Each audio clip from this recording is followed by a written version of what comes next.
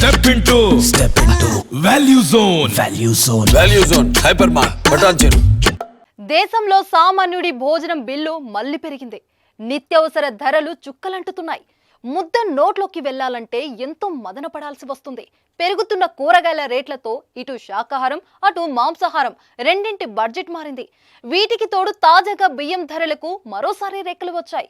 పెరుగుతున్న నిత్యావసరాల ధరలతో సామాన్యుడు సతమతమైపోతున్నాడు. ఒకవైపు కూరగాయల ధరలు మండిపోతుంటే కోడిగుడ్డు ధర కొండెక్కి కూర్చుంది.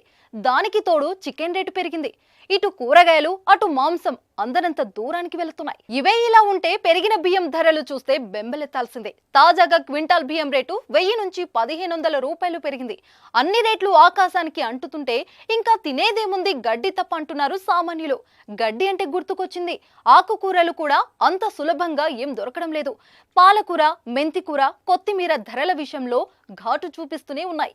కరివేపాకు కూడా కరమైందే. మిర్చి మంట మామూలే. ఇక ఉల్లి, అల్లం, వెల్లుల్లి రేట్ల గురించి అడగాల్సిన పనేం లేదు. ఆ అన్న ఓ అన్న ఫస్ట్ ధరలు పెరిగేది వాటివే కాబట్టి మసాలా దినుసుల రేటు ఎప్పుడూ పిరమే కదా. ఏ మాటకా మాట చెప్పాలంటే టమాటే మన మాట వింటుందనుకుంటే ఇప్పుడిది మాట మీద ఉండడం లేదు. ఇలా వంటింటి వస్తువులు వణికిస్తుంటే ఇంటి ఇల్లాలు గొల్లు మనక ఏమంటుంది? వంటింటి వస్తువుల రేట్లు పెరగడానికి పండగల సీజన్ ఒక కారణమైతే సరైన వర్షాలు లేక ఖరీఫ్ సీజన్ లో పంటల ఉత్పత్తి తగ్గడం మరో కారణమని విశ్లేషకులు అంటున్నారు. చూద్దాం నిత్యావసరాల రేట్లు తగ్గేదెన్నడో, సామాన్యుడు కడుపు నిండా తినేదెప్పుడో.